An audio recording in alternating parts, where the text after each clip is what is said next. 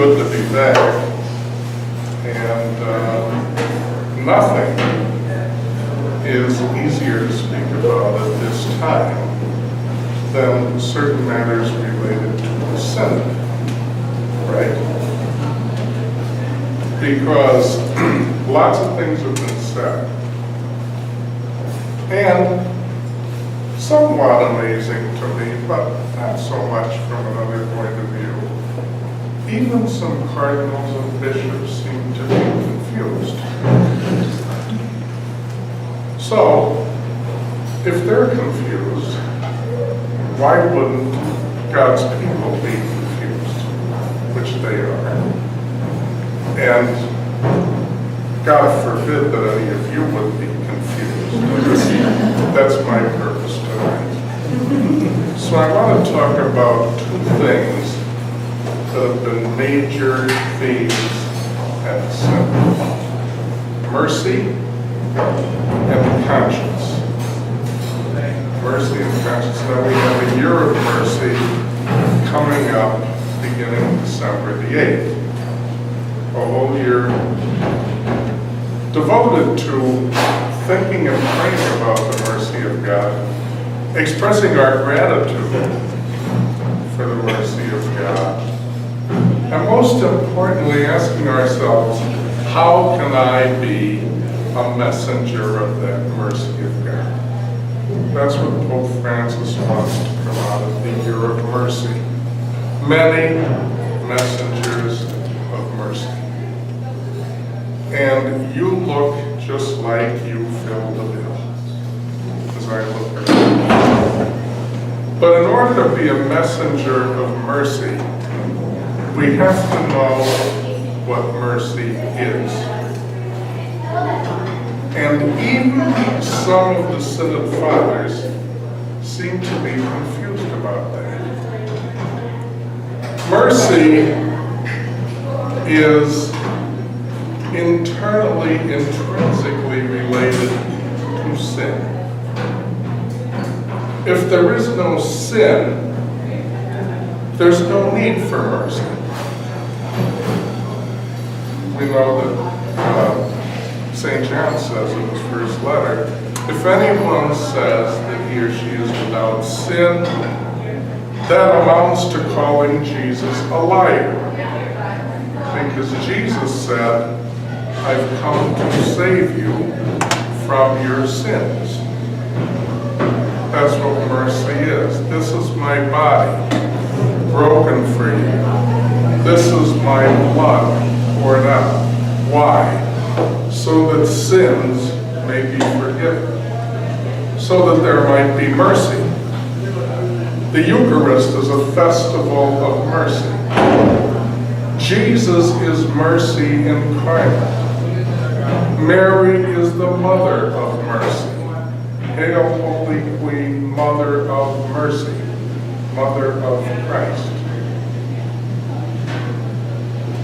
So mercy is related to a need for mercy that comes from sin.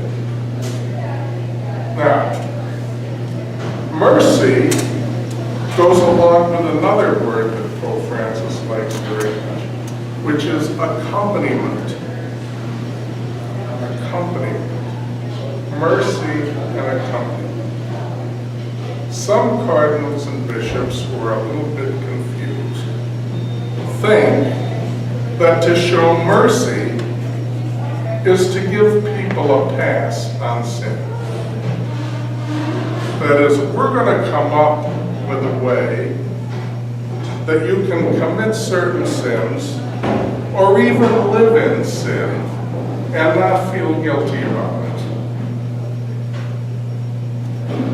Experiencing mercy does not mean committing sin and not feeling guilty.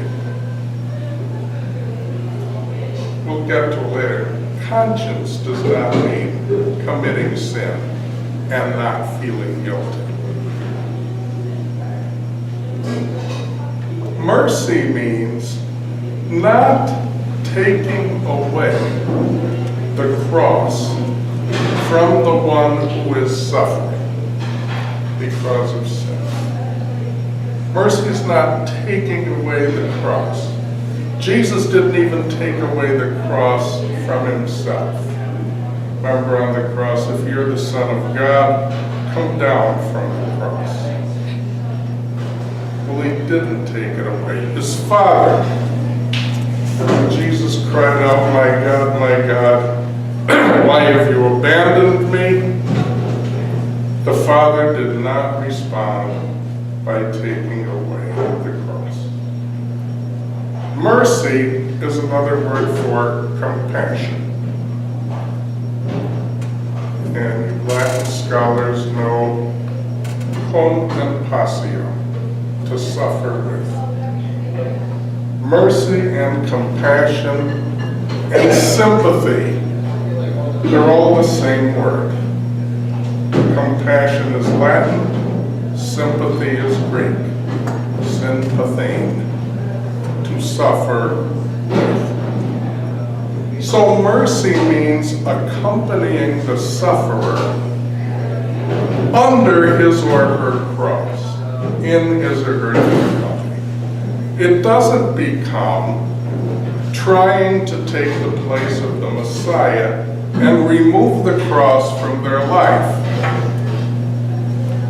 Somebody's divorced, remarried, they have no annulment, so they have a cross to carry. They cannot receive Holy Communion because their behavior of living in adultery makes their communion with the church imperfect. And so imperfect communion is not to be expressed by Holy Communion. Holy Communion means you're in it all the way up to the ears, not partially. So for someone who's divorced and remarried without annulment, to receive communion is to say adultery is okay, because Jesus said they're living in adultery. And to say adultery is okay is to say marriage is not in the Synod.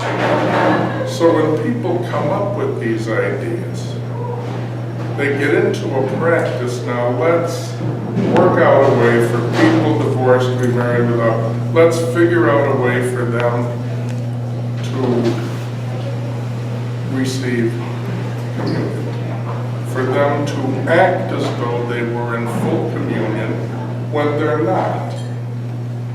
Now why would we want to act as though people are in full communion when they're not? Why would we want to lie to them? This has been perfectly clear for 2,000 years. But just imagine how strong the devil is working in the culture, that even cardinals and bishops are confused about this. 2,000 years, the devil is working overtime. That's counterfeit mercy. Some people want to push the year of mercy as a year of counterfeit mercy. If that happens, all is lost. It's not merciful to lie to people. Mercy and truth always go together. The same is true with so-called mercy killing. Mercy compassion means to accompany the sufferer in his or her suffering. Mercy killing means solving the problem of their suffering by eliminating the sufferer. What's that? What's that? It's as though mercy means avoiding the cross at all costs, whereas mercy means being Simon of Cyrene. Get under the cross and carry it with brothers and sisters. Get under the cross.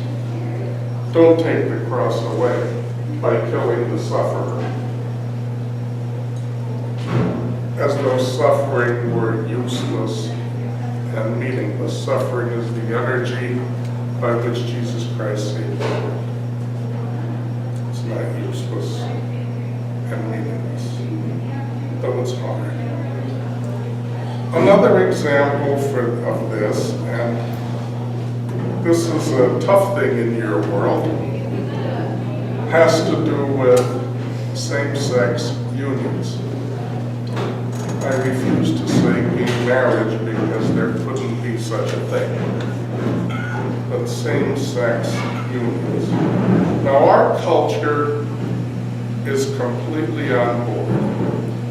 And if you don't want to get on board with this, you really are super nerd. Because everybody knows that this is the way the world is moving. Why can't the Catholic Church keep up with the way the world is moving? Why do they have to guard these convictions that are 2,000 years old as though they were some kind of a museum? That's what the culture has to say to us. We cannot tell people that same-sex unions are somehow acceptable. People at the Synod are saying, well, let's look for the good elements in that. The truth is there are no good elements in homosexual behavior. That's the natural law, written on the heart, also written on human anatomy. This blows my mind. When you look carefully at human anatomy, I don't want to get gross, but it's very clear what goes where. Nothing could be more clear than what goes where. That's the natural law. That's the law written on our humanity. And you might have seen in the paper some doctor in the United States recently delivered a paper on all the health risks associated with homosexual behavior. And there are many. When somebody goes for a physical and they've engaged in homosexual behavior, there are any number of tests that the doctor has to perform that wouldn't be performed otherwise. And some of the effects, the consequences, are pretty harsh.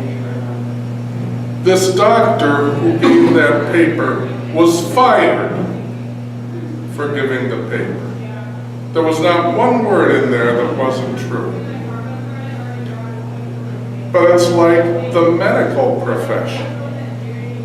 I'm not saying every last doctor, obviously, but the medical profession is invested in covering up what happens when through homosexual behavior the natural law is broken, violated. The medical community seems to have a vested interest in covering that. Wherever we see cover-ups of the truth, wherever we see deceit, wherever we see lies, we see the father of lies, the ancient serpent, Satan himself. That's what we see. So to tell people who are engaged in homosexual behavior, that's all right, we'll find a path for you. Now, we will help you carry the cross of living chastely with a same-sex attraction. We will accompany you with great affection and with great love. But we're not going to go so far as to tell you that's not a problem, because God's law, written on the hearts and on the human anatomy, says that it is a problem. And Cardinal Arinze over there in Rome said to one of the cardinals, who's thinking of some way to make it not a problem, "So you think you're greater than God?" He said. "God wrote the natural law, but you think that you know better than that."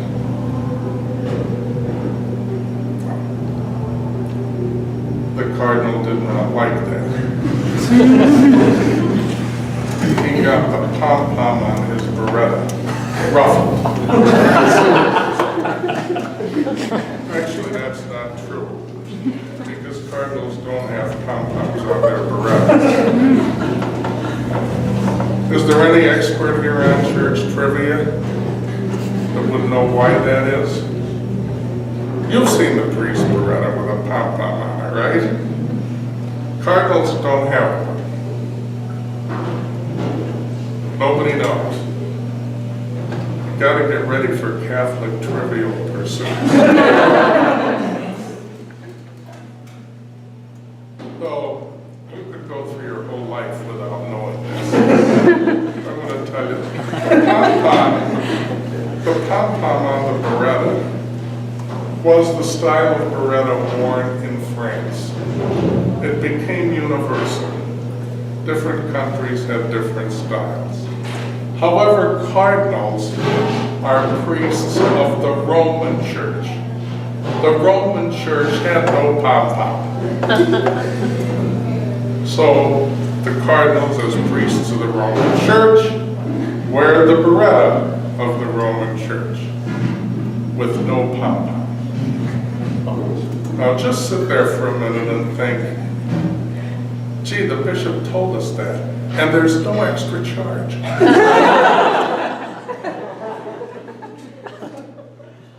There's no extra charge tonight.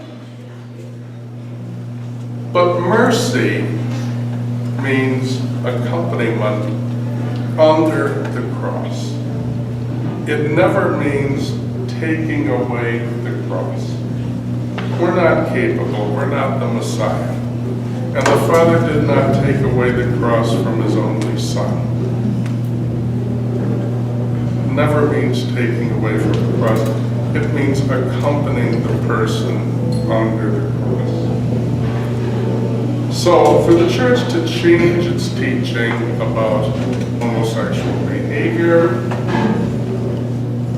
about same-sex unions, about mercy killing, whatever. To do that as a sign of mercy takes away the sin, which is the reason for mercy. If we say it's all okay, that's not a way to show mercy. That's a claim that mercy is useless.